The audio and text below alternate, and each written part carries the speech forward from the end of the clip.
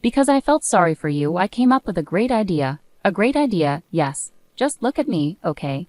Angela, wearing a wedding dress, took a microphone from the staff. Unexpectedly, she started speaking to the guests at the venue. My sister is older and less educated, but would anyone like to marry her? Angela looked at me, grinning proudly, but she didn't realize the big mistake she had just made. People in the venue began to buzz and cold glances were directed at Angela. Angela didn't even notice and grabbed the microphone again. Come on, sis, you have to be proactive. There are plenty of doctors here, you know.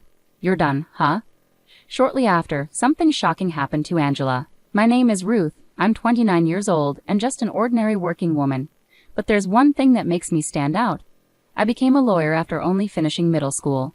I have a younger sister who is 2 years younger than me. My sister Angela is attractive and charming and has always been adored by our family. In contrast, I have an average face and body and am not particularly charming. Because I was seen as the lesser child, my family and relatives treated me coldly. Even though I worked harder than anyone else at studying, I couldn't compete with Angela's charm. My parents only cared about Angela and ignored me. At first, it hurt, but I couldn't worry about it forever. I gave up on being loved by my parents and focused on studying. Studying never let me down. The more effort I put in, the better my results were. I hoped that if I did well in my studies, my parents might praise me someday. With that small hope, I worked hard all through middle school and always got the top scores on exams. But for 9 years, from elementary school to middle school, my parents never praised me. Instead, they said things like, "Rankings don't matter if your grades aren't good. That's right, you only got an A, not an A+ in science." But this exam was really difficult. Can't you do anything but make excuses? It's because you're not working hard enough. You're really a disagreeable child. Don't show me your report card unless it's an A+. I'm sorry. No matter how hard I worked, my parents would not acknowledge me. They would blame me for not getting an A+.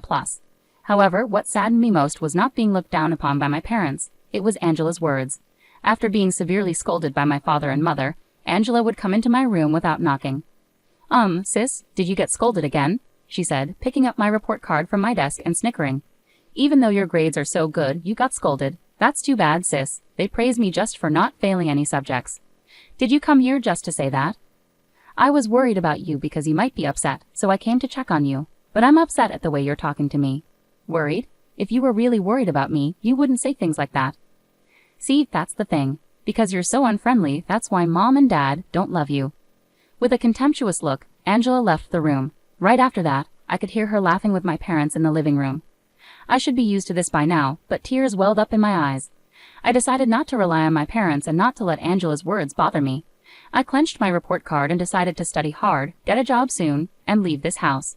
With this goal in mind, I became even more committed to my studies. Then in the fall of my 9th grade, my father told me something shocking. "Ruth, you'll have to work instead of going to high school, okay?" "What?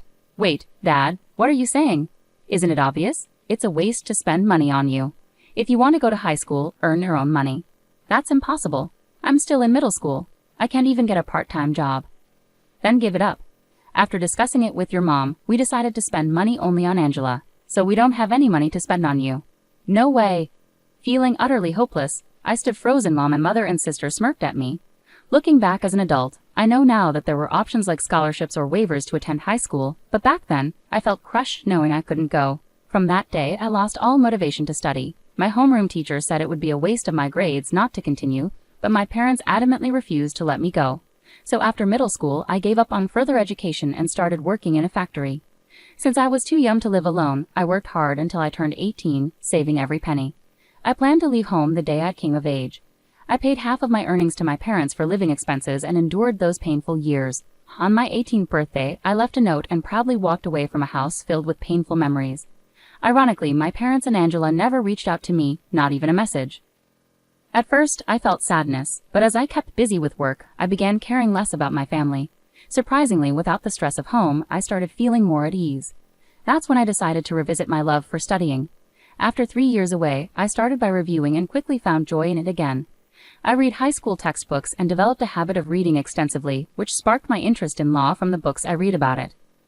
Dreaming of becoming a lawyer with only a middle school education seemed far-fetched at first. But I learned that passing a preliminary exam allowed even a middle school graduate to take the bar exam. From then on, I studied harder than ever. I studied at home and even during work breaks, flipping through legal books while eating lunch. Fortunately, my older coworkers, mostly my parents' age, supported and encouraged me.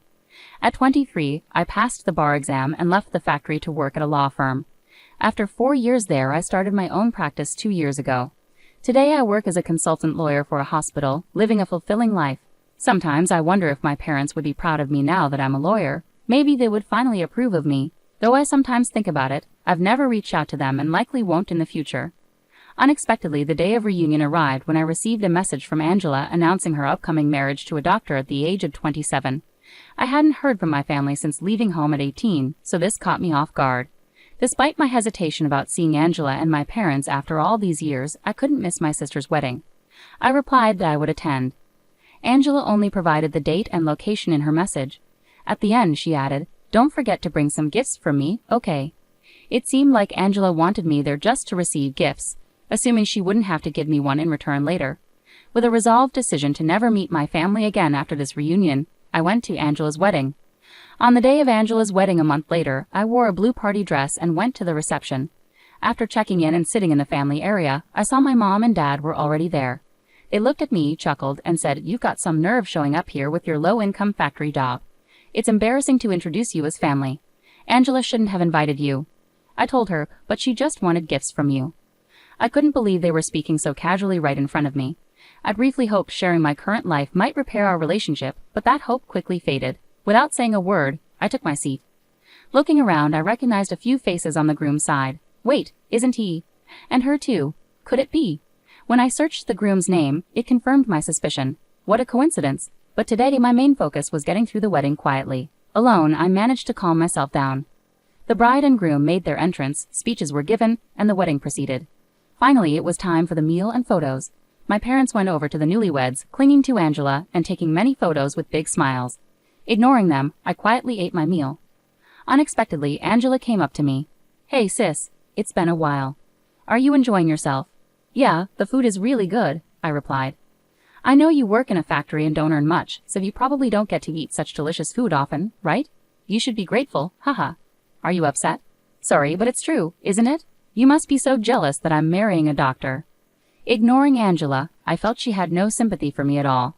Then she whispered in my ear, "Because I feel sorry for you, I came up with a great idea." "A great idea, yes. Just look at me, okay?"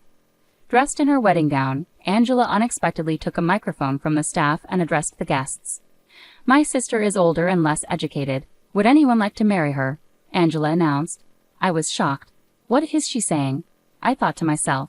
She's also broke and earns nothing. Can anyone be kind enough to marry her? Angela looked at me with a triumphant grin. Even my parents joined in, mocking me, saying, "Please do her a favor." I couldn't hold back anymore. "Why do you keep mocking me? How could they say such things, especially at a celebration like this? It's unbelievable. I'll show them reality," I thought, standing up. The venue began to murmur, and people gave Angela cold looks. She seemed oblivious and held onto the microphone. "Come on, sis, you need to take action. There are plenty of doctors here. You're out of luck, huh? You'll understand soon. You'll realize what a terrible mistake you've made," I muttered. "What are you talking about? I did it for you." As Angela spoke, the groom's voice echoed through the venue. "Wait, hold on. What do you mean you're leaving?" Turning towards the sound, all of the groom's colleagues began to stand up. A man who seemed to be the hospital director sternly addressed the groom. "Your bride's remarks made me very uncomfortable. I'm sorry, but we're leaving now." "Wait, I understand her comments were inappropriate. I'll talk to her about it." "That's not the issue. Don't you know who her older sister is?" "Huh? No, I just met her today, and Angela said she's a middle school graduate working in a factory." "Don't joke. Her older sister is a respected lawyer, and moreover, she's the consultant lawyer for our hospital." "What? The hospital's consultant lawyer?" The groom was taken aback. The groom, Angela, and my parents were speechless. The hospital where I work as a consultant lawyer is where the groom also works. I recognized his guests. They were familiar faces from my work. The hospital director was upset by Angela's insensitive remarks. While the groom is just one of the doctors, being a consultant lawyer holds weight with the director and others. Realizing the seriousness, the groom angrily confronted Angela. "What have you done? Your comments have damaged my reputation." "I didn't need to. I didn't know Ruth became a lawyer." "You can't just brush it off like that. And saying such things about your sister. That's very cruel." "I'm disappointed." Please wait, there are reasons for this, Angela pleaded. I don't want to hear any excuses. Let's pretend this marriage proposal never happened. No way, Angela turned pale and collapsed to her knees. The groom angrily left with his guests. I stood up to leave, and from behind, Angela shouted, Please, do something, sis. I responded firmly, Do something? Why should I? You brought this on yourself. Don't play the victim because your attempt at humor backfired. It's not right. What? Why would you say that? I didn't mean for this to happen. If only you had told me you became a lawyer. Why would I need to tell you? You never reached out to me. I was planning to cut ties after this wedding. It's satisfying to see your regretful face at the end. Too bad you lost your doctor fiancé. Good luck finding another. With those words, I left the venue.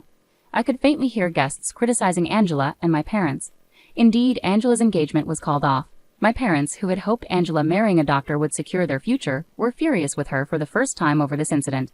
Angela, never scolded before, seemed shattered by this and sought help from me, but I ignored her calls and cut off all family contacts. She quit her job for marriage and is now unemployed. Her relationship with our parents strained as she stays isolated in her room.